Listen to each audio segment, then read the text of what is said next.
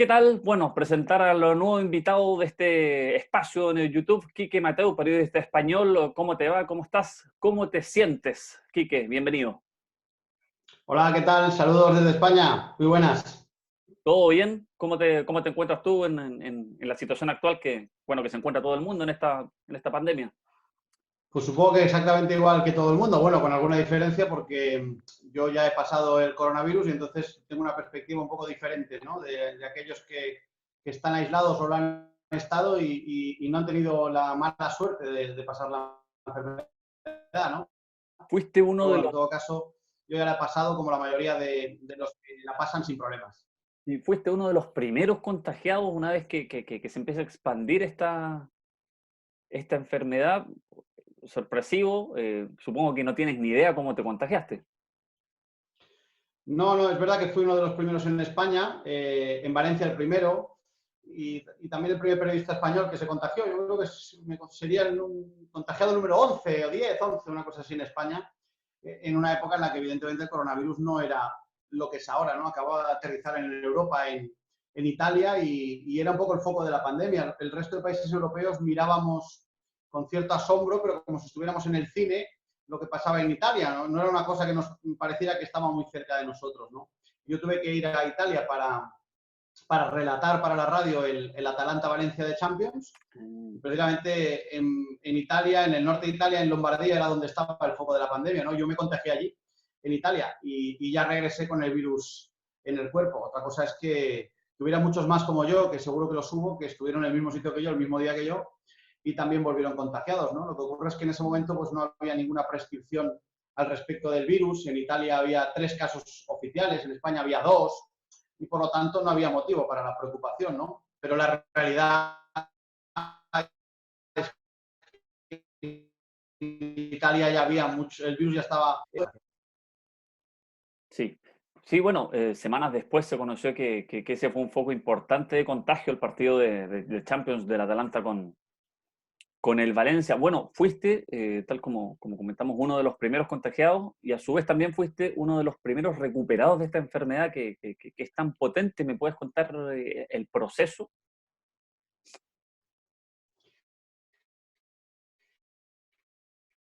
Sí, es verdad que cuando empieces antes acabas, ¿no? Y eso es un poco lo que me pasó. Al ser de los primeros contagiados, también fui de los primeros en abandonar la enfermedad. Lo que pasa es que en el momento en el que yo me contagié no había información prácticamente en ningún sitio, ¿no? De cuánto iba a durar la enfermedad, de cuáles eran los síntomas, de si podía o no dejar secuelas, de cuánto tiempo duraba. Yo estuve 31 días infectado. 31 días infectado es una barbaridad. Es un mes completo. Lo que ocurre es que luego con el paso del tiempo hemos visto que no es tan extraño estar 31 días o 30 días contagiado, y hay casos con bastante más tiempo, ¿no? Porque el virus es muy resistente y se queda en el cuerpo durante mucho, mucho tiempo, ¿no? Pero es cierto que al ser de los primeros diagnosticados, pues enseguida que volví de Italia, quedé ingresado en el hospital. A los 7 días de volver de Italia ya estaba yo hospitalizado y pasé 24 días en el hospital. Mientras yo estaba en el hospital, pues la enfermedad fue evolucionando por Europa y yo llegué al hospital con un país, el mío, España.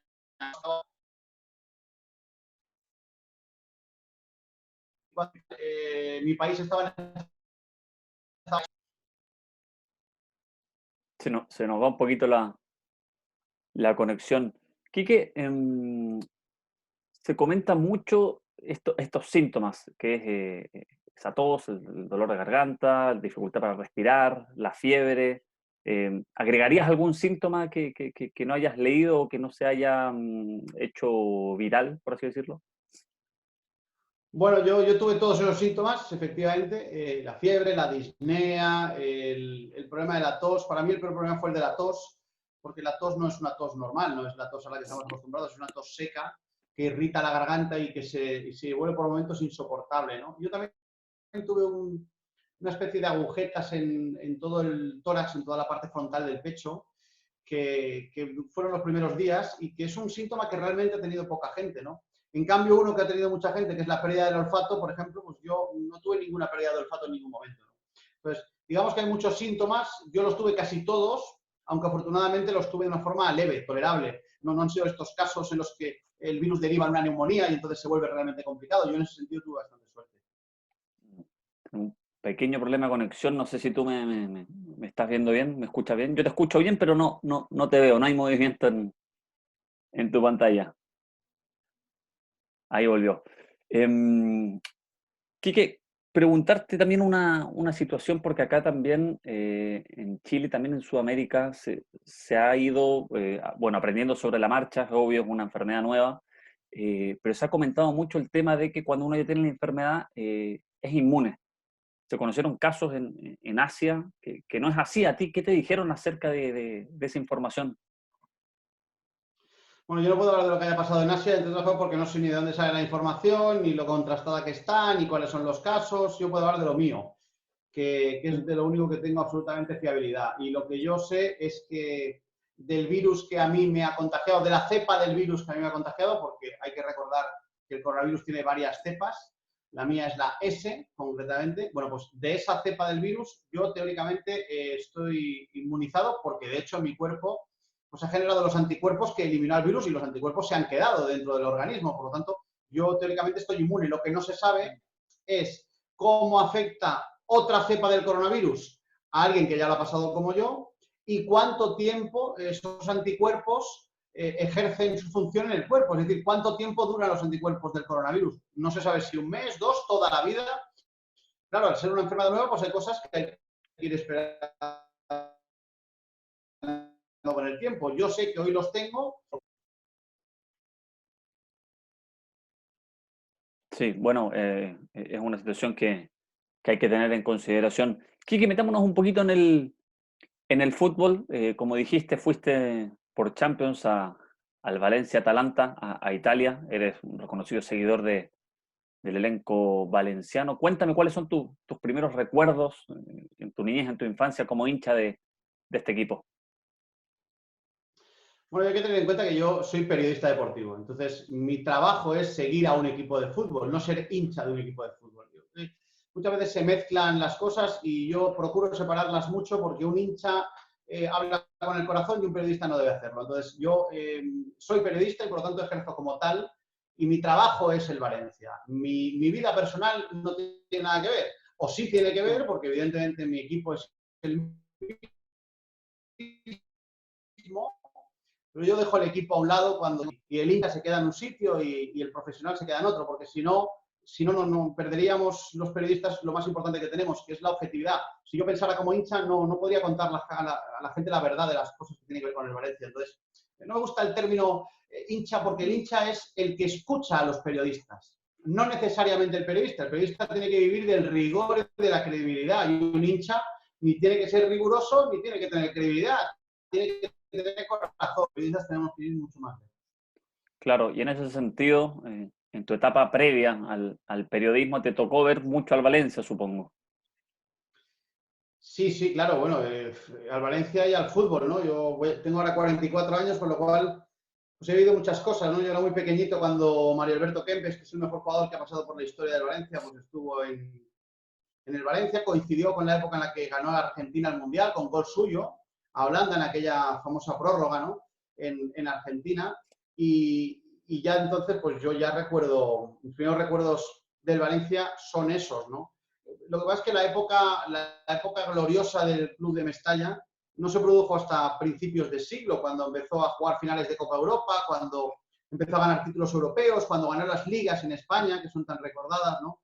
Digamos que esa es una época mucho más de recordar, estamos hablando de hace 20 años ya, ¿no? Pero es verdad que el Valencia anterior era un Valencia mucho menos acostumbrado, es uno de los grandes clubes de la historia de España, eso lo sabe todo el mundo, pero no es uno de esos clubes como Madrid o Barcelona que están acostumbrados a ganar todos los años, ¿no? El Valencia ganó la Copa del 79, ganó la Supercopa, ganó la Recopa de Europa en el 80, la Supercopa de Europa al Nottingham Forest en el 81 y luego no volvió a ganar nada hasta el año 99, quiero decir, jugó varias finales, pero no volvió a ganar nada. Entonces, es un club muy de la ciudad, ¿no? Y en España, que está muy polarizado ahora mismo el fútbol entre Madrid y Barcelona, es de los pocos lugares en los que uno es del equipo de fútbol de la ciudad, ¿no? En Valencia la gente no es del Madrid o el Barcelona, es del Valencia y en algunos casos también del Levante, que es el otro equipo de la ciudad que ahora también está en primera división, ¿no? Pero el equipo histórico de la ciudad es el Valencia y aunque no gane, el sentimiento del valencianista es muy, muy profundo. Sí, entonces, calculando más o menos, te tocó justamente empezar a trabajar como periodista, seguir este equipo en esa época dorada, cuando termina ganando una Copa del Rey, cuando termina ganando 2 ligas. ¿Cómo recuerdas esa época? Tenía un equipazo el Valencia. Sí, yo he tenido mucha suerte, la verdad, porque el primer partido que yo relaté, que yo narré, fue en el año 98, fue un Real Madrid-Valencia en el Santiago Bernabéu, y entonces era el Valencia de Andoni Zubizarreta, era el Valencia de Petja Mijatovic, era un Valencia que estaba en fase de crecimiento y efectivamente a partir de la entidad de los éxitos y yo ya estaba trabajando, entonces tuve la suerte de vivir, he vivido todos los grandes éxitos del Valencia desde entonces y el crecimiento exponencial del club, porque en el año 2004 llegó a ser el club más importante del mundo, según las estadísticas, ¿no? Y eso, evidentemente, pues se consigue a base de títulos, de éxitos y de estar compitiendo de tú a tú contra los grandes de la historia del fútbol, Madrid, Barcelona, finales de Copa Europa con el Bayern de Múnich. En ese nivel estaba el Valencia y yo tuve la suerte de poder vivirlo muy de cerca, ¿no? Ahora está el Valencia en una reconstrucción para intentar ser lo que fue, una reconstrucción muy difícil, porque el fútbol ahora depende del dinero y el dinero en el fútbol se lo reparten los más grandes, pero es verdad que aquella época fue francamente bonita y todo el mundo en Valencia la recuerda. ¿Cuál es la clave para poder lograr esos éxitos teniendo al Real y al Barcelona en otro nivel? Lo logró en su momento el Deportivo La Coruña, lo logró el Valencia a principios de siglo, lo logró en alguna liga de hace unos años el Atlético de Madrid, pero qué difícil es. ¿Cuál es la clave? Pues yo creo que el ejemplo de Atlético de Madrid, Valencia o Deportivo de La Coruña es más o menos el mismo. Al final, esos tres clubes no pueden competir contra el dinero del Barcelona o del Real Madrid. Es decir, el Atlético de Madrid nunca podrá fichar a Cristiano Ronaldo, el Atlético de Madrid nunca podrá fichar a Neymar y a principio de siglo, ¿no? Que se puede competir con esos clubes con otras cosas. ¿Qué son esas otras cosas? Pues en lugar de tener grandes individualidades que son capaces de desequilibrar y ganar partidos, ser capaz de hacer un bloque sólido de futbolistas que igual no tienen ese nivel top mundial, pero que son grandes jugadores que juntos como equipo son capaces de pelear y de ganar a esos clubes con más dinero y por lo tanto con grandes estrellas. El Atlético de Madrid ha jugado 2 finales de Copa Europa en los últimos 5 años, exactamente igual que hizo el Valencia. Y ninguno de los dos tenía grandes estrellas. ¿Por qué? Porque las grandes estrellas se compran con talonario y con Paris Saint-Germain, con el Chelsea, con el Manchester City, Madrid, Barcelona. No pueden competir este tipo de clubes. Solo lo pueden hacer, pues como lo hizo, por ejemplo, el Leicester de Ranieri, que ganó una liga teniendo muchísimo menos dinero que los demás. ¿Por qué? Porque tengo equipo, ¿no? Y al final en el fútbol todavía queda un rinconcito para los humildes y para la sorpresa. Y afortunadamente, si eres capaz, como ha conseguido el Cholo Simeone, de hacer un equipo de fútbol de muy buenos jugadores, aunque no haya grandes estrellas, se puede competir con los grandes, claro que sí. Justamente, te tocó también vivir a principios de siglo esas 2 Champions que mencionaste que pierde el Valencia en la final. ¿Cómo lo viviste? ¿Qué le faltó quizás al Valencia para dar ese pasito más que lo hubiese metido ya en la historia grande del fútbol europeo? Bueno, yo creo que en la primera le faltó experiencia, jugó contra el Real Madrid. El Real Madrid había sido sexto de esa liga. El Valencia había arrollado en Liga de Campeones a todos sus rivales, era el gran favorito, había sido el mejor equipo del torneo de largo, pero llegó a la final y le entró miedo. No había jugado nunca una final de Copa Europa y los futbolistas claramente jugaron con miedo. Y en cambio, enfrente tenían al Real Madrid, que era un equipo acostumbrado a campeonar, acostumbrado a jugar finales de Copa Europa, venía de jugar la del 98 y de ganarla a la Juventus de Turín. Y eso fue decisivo, porque un equipo salió con miedo a perder y el otro creyendo que iba a ganar. Y la segunda le faltó suerte, porque en una tanda de penaltis contra el Bayern de Múnich en el año 2001 solo se puede hablar de suerte. Tuvo el penalti para ganar el Valencia. Y Amadeo Carboni, lateral izquierdo de Valencia, lo lanzó y lo falló. Y si no lo hubiera fallado, el Valencia habría sido campeón de Europa. Entonces, claro, pues esa es la mala suerte que tuvo. Aquel balón que Oliver Kahn tocó con la mano y de la mano fue al larguero. Si en lugar de ir al larguero va adentro, el Valencia es campeón de Europa, ¿no? Esa es la diferencia, por lo tanto, es una opción de suerte. termina coronando un poquito esta etapa la Copa UEFA del 2004, que la gana el Valencia obviamente, pero termina por cerrar una etapa bien, bien exitosa a tu juicio. Sí, bueno, esa es la época de Rafa Benítez, que es la posterior a las finales de Copa Europa, en la que el Valencia ese Valencia que se estaba ya como Champions que pierde, explota en la Liga Española y le roba 2 ligas al probablemente, en mi opinión, mejor Madrid de la historia. El Madrid de los Galácticos, el Madrid de Luis Figo, el Madrid de Roberto Carlos, el Madrid de Ronaldo, es decir, el Madrid de Raúl. Era un Madrid que para mí es inigualable. El Madrid de Beckham, es que ese es el mejor Madrid que yo he visto nunca, ¿no? Y probablemente muchos madridistas se le ponen a pensar en por plantilla, es que no es mejor equipo que aquel Real Madrid, ¿no? Con Zidane a la cabeza. Bueno, pues el Valencia le ganó 2 ligas, no le ganó una, ¿no? Le ganó 2 ligas al Real Madrid, a ese Real Madrid y, por supuesto, al Barça de la época, ¿no? Claro, es que aquel Barça era menor que en otras temporadas y aquel Madrid, que era un gran Madrid, se encontró con el Atlético de Madrid de la época, un equipo conformado por buenos futbolistas, pero sobre todo guerreros, con hambre, con una capacidad de lucha y de sacrificio impresionante, y que a base de ser un equipo de 11, esos 11 fueron capaces de ganar con la Copa de la UEFA, efectivamente, que consiguió en el año 2004 en el famoso doblete, que digamos que colmaba un poco pues el sentir general de que ese año el Valencia era el mejor equipo que había en Europa. Lo que pasa es que no estaba jugando la Copa de Europa. Claro. Quique, analizando también en los últimos años al Valencia, bueno, hablamos de este periodo de reestructuración, pero hay una particularidad que últimamente ha sacado una saga de buenos o muy buenos laterales izquierdos. Es Gallá ahora, fue Bernat en su momento, Jordi Alba, siempre lateral izquierdo, pero ¿qué tiene el Valencia que escoge, no sé si escoge en juveniles tan bien o los trabaja así de esa forma en divisiones menores, pero qué es lo que tiene en su cantera que siempre está sacando un prototipo de jugador bastante similar?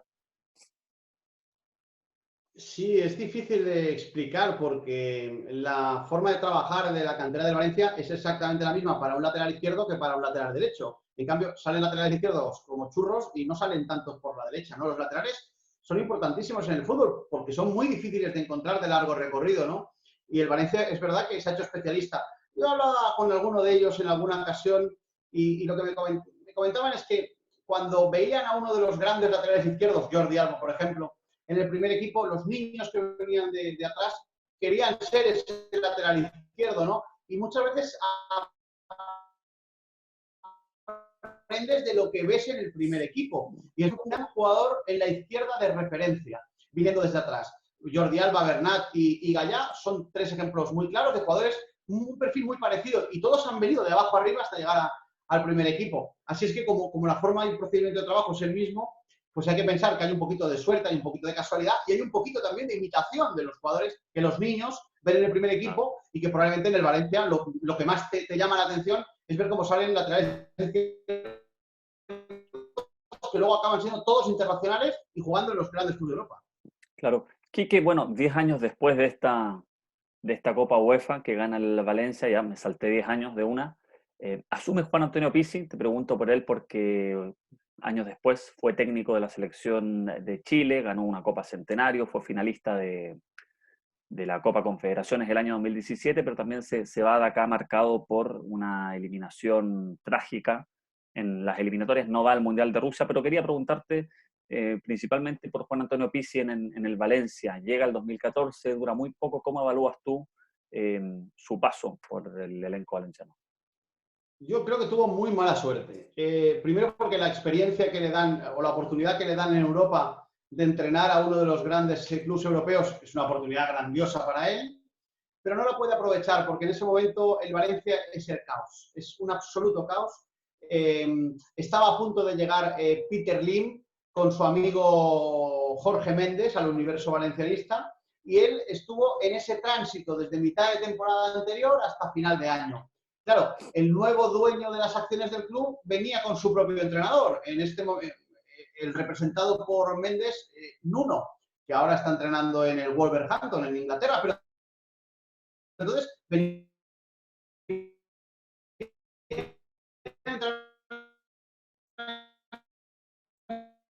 a Portugal, es decir, era pero y le pilló de por medio, porque de hecho él tenía contrato en vigor, habría seguido en Valencia, él iba a seguir en Valencia.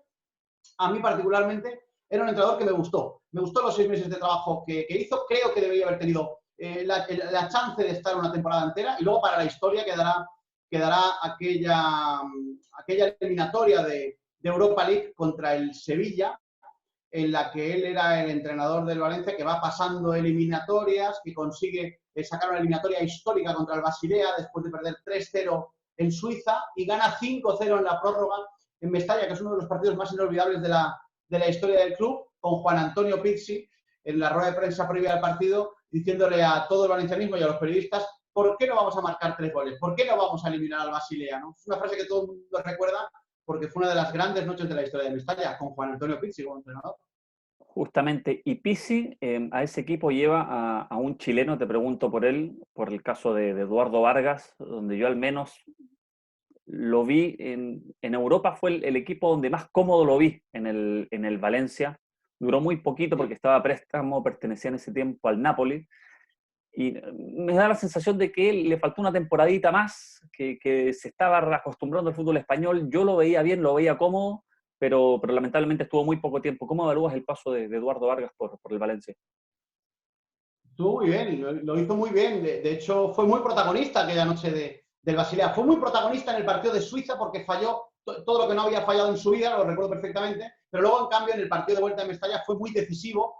Su participación fue decisiva para conseguir sacarla de eliminatoria, ¿no? A mí era un jugador que me gustó mucho. Además, encajaba muy bien con Paco Alcácer, que en ese momento era el delantero del Valencia. Los dos compaginaban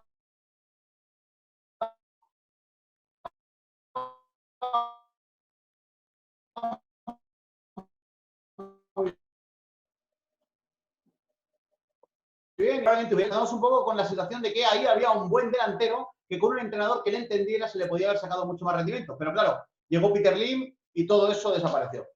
¿Tú tuviste la oportunidad en algún momento de conversar con Eduardo Vargas?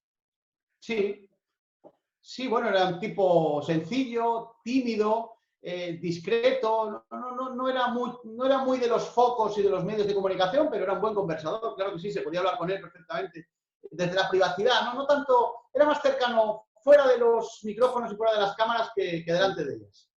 Sí, justamente. Te quería preguntar por otro jugador que estuvo en el Valencia, que es Fabián Orellana, un jugador que ya lleva bastante tiempo en el fútbol español, que de repente uno prende la televisión acá para verlo jugar y lo hace muy bien. Lamentablemente ese mismo rendimiento futbolístico, más allá de goles importantes que ha hecho por la selección, no lo ha podido plasmar con la camiseta nacional. ¿Cómo evalúas el paso de Fabián Orellana por el Valencia? También me quedó la sensación de que quizás le faltó un poquito más de tiempo. Yo, a Orellana, soy incapaz de entender por qué no triunfó en el Valencia. Yo creo que es un jugador con una calidad soberbia, es un futbolista muy bueno, con una calidad individual muy, muy buena, pero no encaja en los vestuarios. Es un tipo diferente, podríamos llamarlo de muchas maneras, pero no encaja con los entrenadores, tiene una forma de entender el fútbol muy suya, por lo visto, y no acaba de durar mucho tiempo en ninguna parte. Hablo de clubs de cierta importancia, ¿no? Pero todos los que le hemos visto jugar en Mestalla coincidíamos que era un pelotero francamente bueno, pero no siempre los buenos peloteros acaban triunfando porque el fútbol está en las piernas, pero también está en la cabeza. Y desgraciadamente, Orellana tenía fútbol en las piernas fabuloso, pero para los algo que no acaba de encajarles. Sí, pero ¿a qué te refieres con que no terminaba de encajar o con no terminaba de adaptarse? ¿A qué haces referencia en ese sentido? Yo creo, no, yo me refiero claramente a la relación del jugador con el vestuario y del jugador con el entrenador. Es decir, la parte personal del futbolista, porque su fútbol no es discutible. Hay futbolistas que tú lo ves jugar y dices, este es bueno. No hay debate, pero no lo quiere el entrenador, es que hay algo más allá de lo que vemos, ¿no? Y precisamente eso es lo que ocurre en el día a día de un trabajo de un entrenador con un futbolista, que el entrenador ve cosas que no le gustan y que los demás no vemos porque no tenemos acceso a los entrenamientos, ¿no? Y eso es lo que le pasaba a Orellana en Valencia, que todos veíamos que era un jugador muy bueno, pero el entrenador veía algo que no le gustaba. Sí, bueno, puede ser una de las razones por la que no se pudo adaptar al Valencia. A mí me hubiese gustado verlo un poquito más de tiempo ahí. Quería preguntar también por otros chilenos que han pasado por el fútbol español. Te quería preguntar primero, antes que por los futbolistas, por un técnico, por Manuel Pellegrini, técnico que lo hizo muy bien en Villarreal, lo hizo de Mejor una, en Málaga. lo hizo mejor en Málaga, pero en el Real Madrid, bueno, por detalles no fue campeón de liga y tiene bajones en su estadía en Europa, también tiene bajones como lo que le pasa con el West Ham, que le arman un equipo, bueno, hecho a mano y no se le dieron los resultados. Con el Manchester City, si bien termina ganando una Premier League, la gente también lo termina recordando por esa semifinal en el Bernabéu, donde el equipo no patea al arco. ¿Cuál es tu valoración de Pellegrini como técnico y esa imagen que ha dejado en el fútbol español? Yo creo que en España pasará la historia como uno de los grandes técnicos que ha pasado por aquí. Es decir, al Villarreal no le llevó a una final de Copa de Europa por un penalti de Riquelme en una semifinal. Quiero decir, es que es la misma suerte del Valencia para no ganar una Copa de Europa, no la tuvo el Villarreal para jugar una final. Estamos hablando del Villarreal. Es que yo creo que para entender lo que es el Villarreal hay que estar aquí. El Villarreal es un pueblo pequeño en el que prácticamente no hay afición al fútbol porque vive de la afición que hay en el pueblo y que es un club que si no fuera por el mecenas que tiene, pues probablemente no existiría en primera división. Entonces, es decir, el éxito del Villarreal es tremebundo. Si además le añades jugar la Copa Europa y llegar a semifinales, eso es grandioso, ¿no? Entonces, claro, Pellegrini es gran responsable de todo aquello. Del mismo modo que cuando luego se fue a Málaga, es verdad que le hicieron un equipo con dinero y muy bueno, pero luego llegó a cuartos de final de la Copa Europa en la primera participación del Málaga y bueno, hay que ver la eliminatoria con el Borussia Dortmund en la que de milagro pasó el Borussia Dortmund. Es decir, que Pellegrini dejó de los juegos, aquella famosa que pierde Pellegrini, pero que la pierde Pellegrini con un puntaje inaudito. Pero claro, es que enfrente estaba el mejor equipo que yo he visto jugar al fútbol en mi vida, que es el Barça de Guardiola y de Messi, ¿no? Entonces, el paso de Pellegrini por España ha sido fabuloso. Yo creo que hay muy pocas pegas a eso. ¿Qué ocurre? Pues que a lo mejor, como todo en la vida, un entrenador tiene que estar, igual que hay jugadores que triunfan con determinados entrenadores, hay entrenadores que necesitan un determinado fútbol. Y en Inglaterra, el fútbol inglés no tiene nada que ver con el fútbol español. Entonces, todo el éxito que cosechó como entrenador en España no lo ha visto reflejado después en Inglaterra, quizás porque el perfil de juego encaja mucho mejor para Pellegrini en España que en Inglaterra, que no tiene nada que ver, es un fútbol mucho más rápido, mucho más directo, mucho más físico que lo táctico y lo técnico que es en España. Un entrenador, por cierto, que muchas veces sonó para entrenar al Valencia, pero que al final por X o por Y pues acabó no viniendo nunca, ¿no? Pero en España y en Valencia particularmente tiene un cartel francamente bueno de su paso por aquí. Sí, bueno, Chile se topa con España en el Mundial del 2014. España venía a ser bicampeón de Europa, campeón vigente del mundo, y el partido que termina ganándole Chile se transforma en la eliminación anticipada de España, ese, entre comillas, fin del proceso o fin de una era o de algunos jugadores de la selección española, pero que también le abre paso o hace que varios de los jugadores chilenos se hagan un poquito más conocidos, terminan, no sé, llegando eh, Barcelona al Barça, el mismo caso de Arturo Vidal, ustedes ya conocían a Alexis Sánchez, al mismo Gary Medel. Eh, ¿Recuerdas ese Mundial de España? ¿Recuerdas cómo tocó? Era un equipo prácticamente desconocido, el chileno, y que lo llegaran a eliminar. Imagino que a ustedes lo sorprendió mucho. Sí, bueno, pero hay que tener en cuenta que aquella selección española iba de más a menos y en cambio aquella selección chilena iba de menos a más. Yo siempre he pensado que Chile, no como país, pero sí como selección, es muy similar a la española, una selección que siempre ha sido de las candidatas en los torneos en los que disputa a llegar lejos, pero nunca era candidata a ganar nada. Pero no por que no tuviera talento futbolístico, sino porque no tenía esa cosa que siempre han tenido los argentinos, brasileños, alemanes o italianos, que es la competitividad. Cuando llega la hora de la verdad, sacan lo mejor de sí mismos, ¿no? Y yo creo que Chile siempre ha estado, hasta que consiguió esa Copa América, ¿no? Chile siempre ha estado un poco como España. A mí me ha dado siempre la sensación de que es una selección de muy buenos jugadores, que exporta además jugadores a Europa, que es donde se hacen todavía mejores si cabe, pero luego cuando compiten como selección son muy buenos, pero les falta algo, ¿no? Es algo que le faltaba también a España antes de ganar el Mundial de Sudáfrica en 2010, ¿no? Que es la competitividad, ese saltito de calidad. Entonces, a mí no me sorprendió tanto que Chile fuera capaz de voltear a España, porque si miramos el histórico de los últimos partidos oficiales entre España y Chile, incluso recuerdo un amistoso que se jugó en Suiza, que España 2-3, remontando un partido. Veremos que Chile siempre ha competido muy bien con España. Entonces, antes de eliminarla y después. ¿Por qué? Porque tiene un muy buen equipo de jugadores. Pero que le falta ese minuto, ese momento, ese penalti, ese instante en el que ganas donde otros pierden, ¿no? Y yo creo que a Chile le falta eso, ahora menos, porque ganar la Copa América yo creo que le da ese salto hacia arriba, ¿no? De decir, bueno, ha llegado la hora de la verdad y he conseguido campeonar, ¿no? Pero Chile tiene muy buena selección. A mí no me sorprendió tanto lo que hizo con España, porque yo, si tuviera que elegir a las mejores selecciones de Sudamérica, todos elegiríamos a Argentina y todos elegiríamos a Brasil, pero yo luego cogería a Paraguay, a Chile, que yo creo que son dos selecciones tremendamente competitivas a las que le falta ese poquito, bueno, les falta publicidad y grandes titulares, que sí tienen argentinos y brasileños, pero que tiene una selección francamente bonita para hacer cosas a poco que se lo crea. Sí.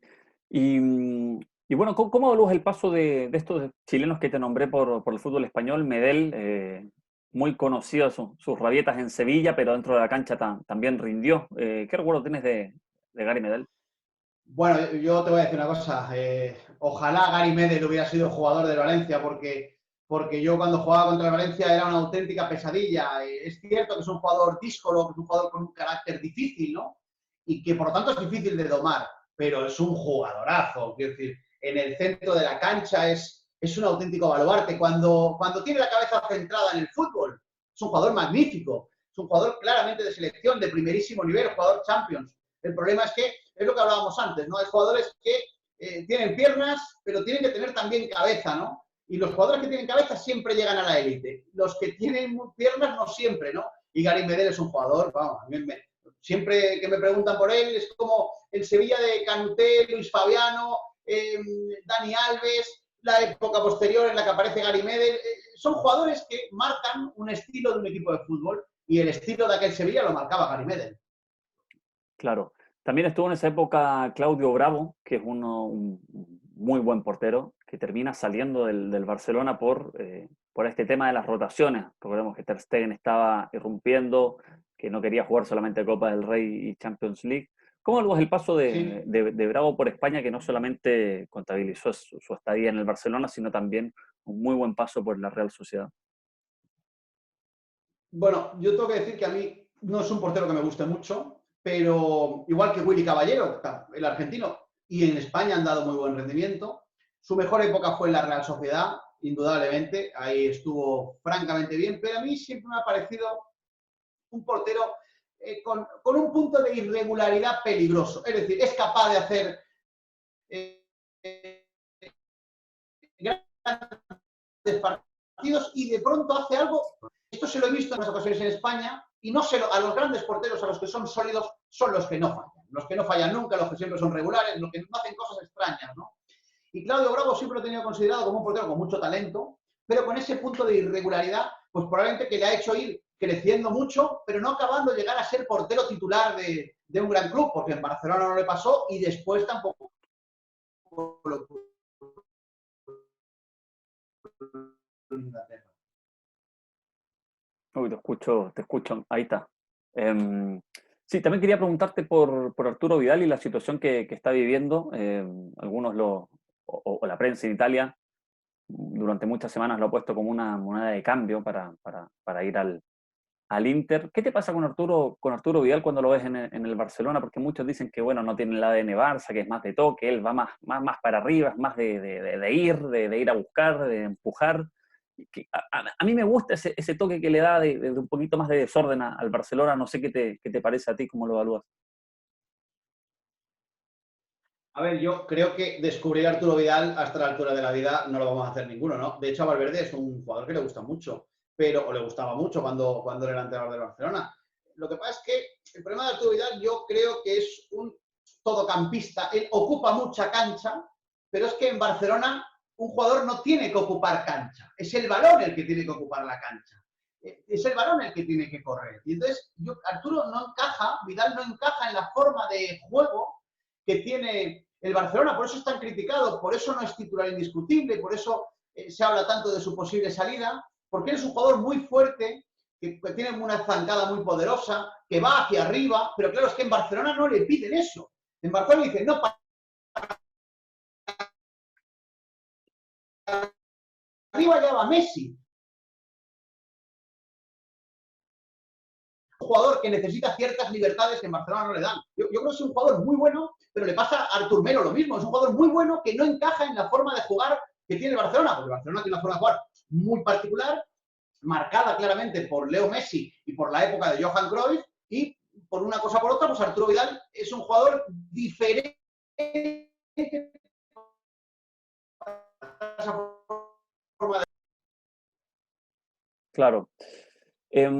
Quique, para ir terminando, bueno, se hizo el anuncio de que vuelve la Liga. La primera semana de junio deberíamos estar viendo ya el regreso de la competencia de fútbol en España, tal como ocurrió hace 2 semanas más o menos en Alemania. ¿Cómo lo ves tú? ¿Crees que se va a lograr hacerlo de una forma tan estricta de que no traiga coletazos a nivel de la expansión del virus?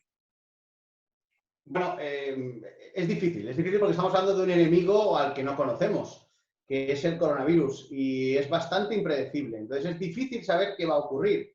Pero claro, si atendemos a lo que hemos vivido, por ejemplo, en Sevilla hace 48 horas, que parece ser que es la mujer de Banega, no sé exactamente quién ha sido, pero se ha colgado una foto en las redes que luego se retiró rápidamente, pero ya la tarde.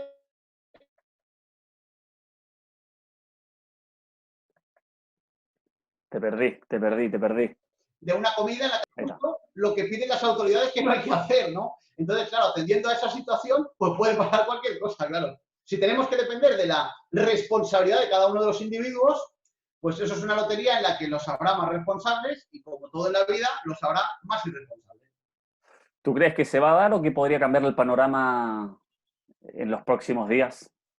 Yo creo que ahora mismo la situación en España está, entre comillas, bastante controlada. La gente ya está saliendo a la calle y la curva de contagios no está aumentando, está bastante estable a la baja. Si atendemos a eso y a que el fútbol va a ser a puerta cerrada y de forma muy controlada, pues parece lógico pensar que si va a seguir, si este es el camino, si este es el horizonte, se podría dar el juego sin mayores problemas. Aquí el asunto es que se descubran contagiados dentro de la primera división, que pueden haber compartido vestuario con otros jugadores y los puedan contagiar, ¿no? Pero claro, esa curva de contagio la desconocemos, tenemos que esperar a ver si se produce para ver qué decisiones se toman.